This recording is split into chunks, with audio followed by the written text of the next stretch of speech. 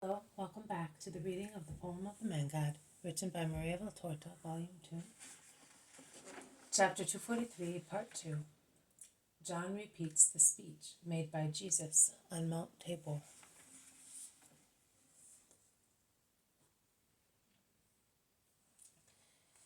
John speaks. He said, "Here is the infinite page on which currents write the word, I believe. Think of the chaos of the universe before the Creator decided to order the elements and arrange them into a wonderful association, which has given man the earth and what it contains, and has adorned the firmament with stars and planets. Nothing existed, neither as amorphous chaos nor as ordered system. God made it. First, he made the elements, because they are necessary, although at times they seem to be harmful. But always remember this: there is no small drop of dew, no matter how small it be, which does not have a good reason for existing. There is no insect, however small and insignificant it may be, which does not have its good reason for being. And likewise, there is no monstrous mountain vomiting from its bowels fire and incandescent lapilli, which does not have its good reason for existing. And there is no cyclone without reason.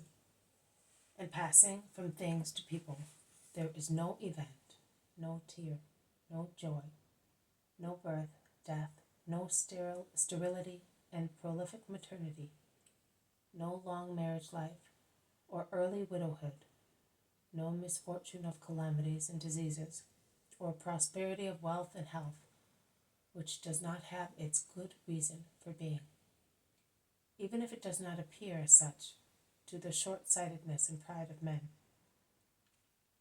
who see and judge through the cataracts and fogs typical of imperfect things. But the eye of God, the infinite thought of God, sees and knows.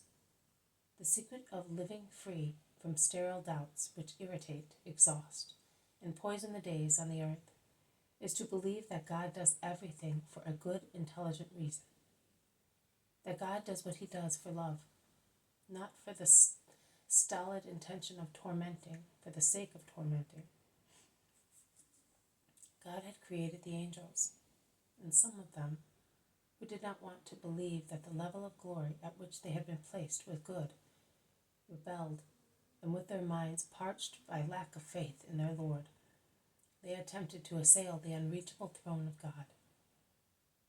They opposed their discordant, unjust, pessimistic thoughts to the harmonious reasons of the faithful angels, and pessimism, which is lack of faith, changed them from spirits of light into spirits of darkness.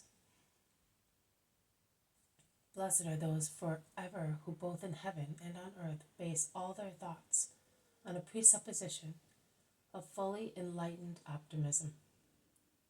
They will not be wrong, at least as far as their spirits are concerned, as they will continue to believe, hope, and above all, love God and their neighbor, and will thus remain in God until the end of centuries.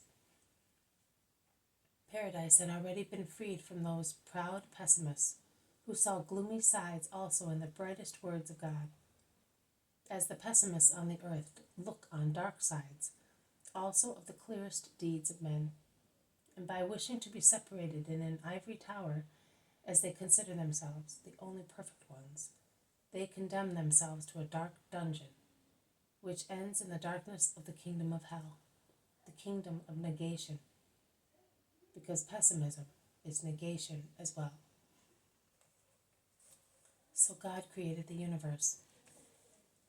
And as to understand the glorious mystery of our being one and trine, one must believe and understand that the Word existed from the beginning and was with God, joined by the most perfect love, which can be effused only by two who are God's, being however only one.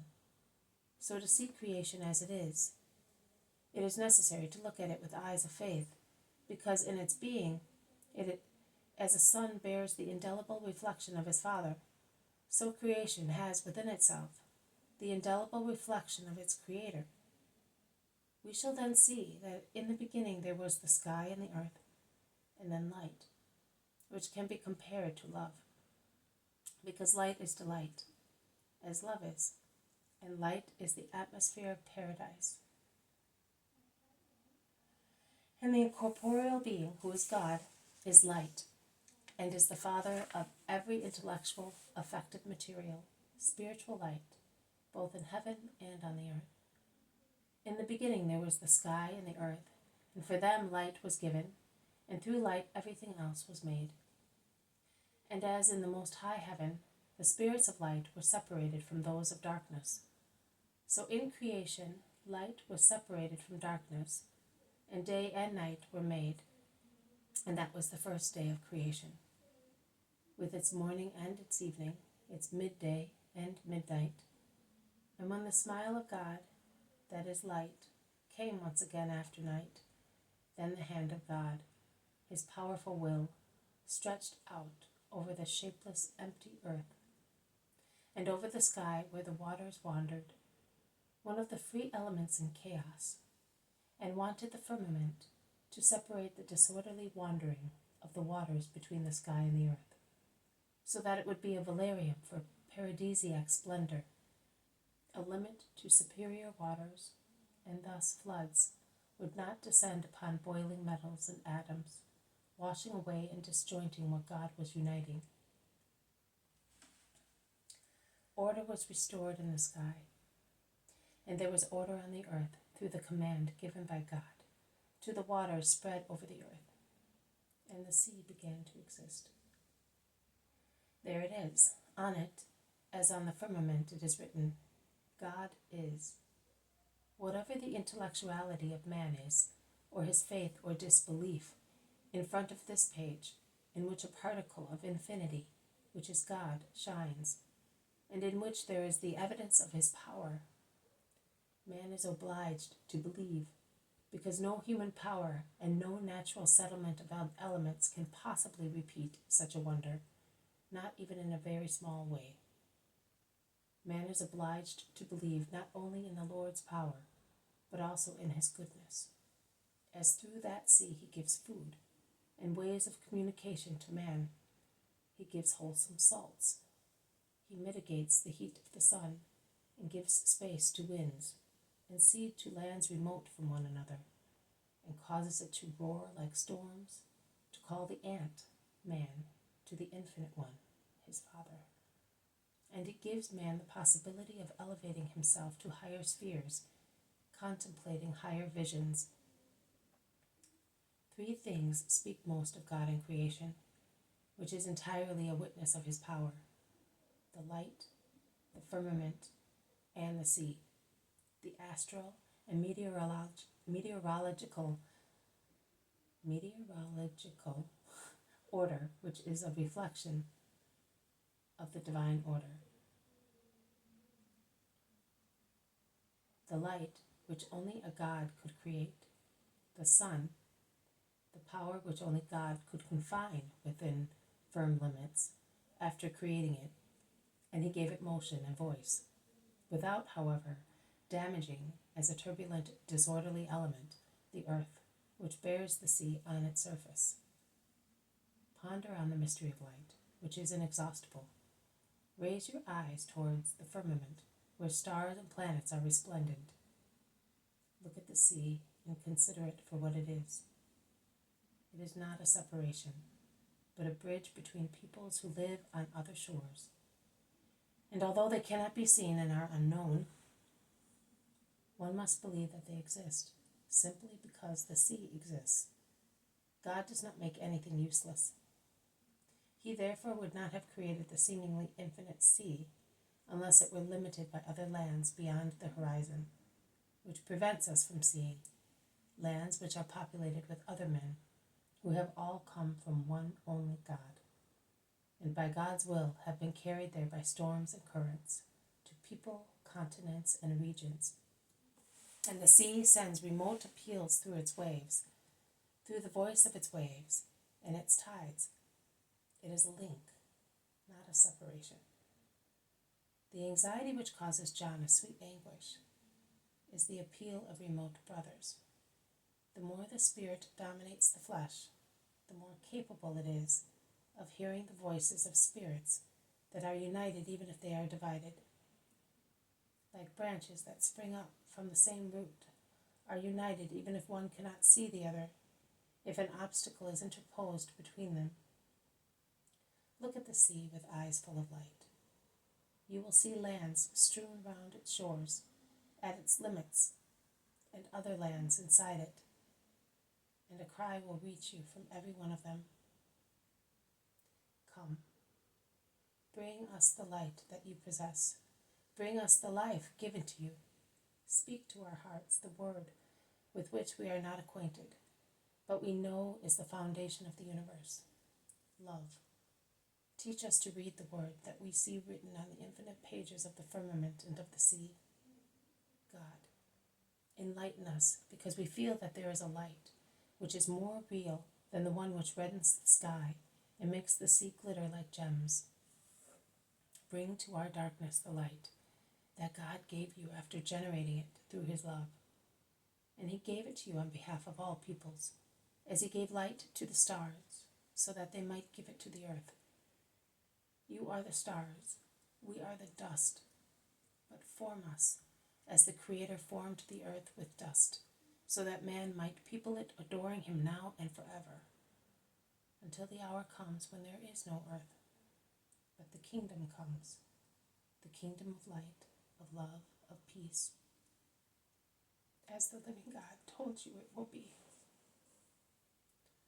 Because we are children of this God as well, and we ask to become acquainted with our Father,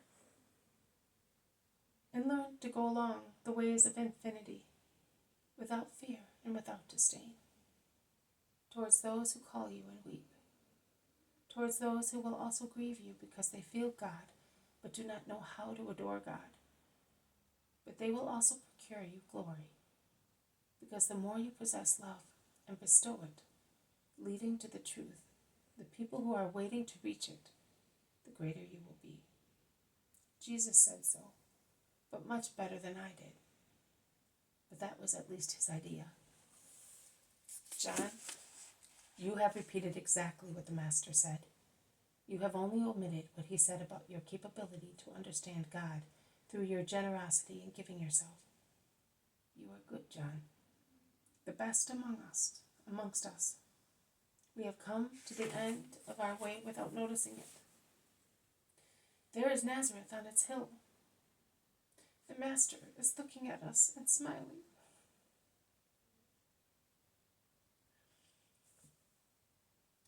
Let us reach him at once to enter the village together.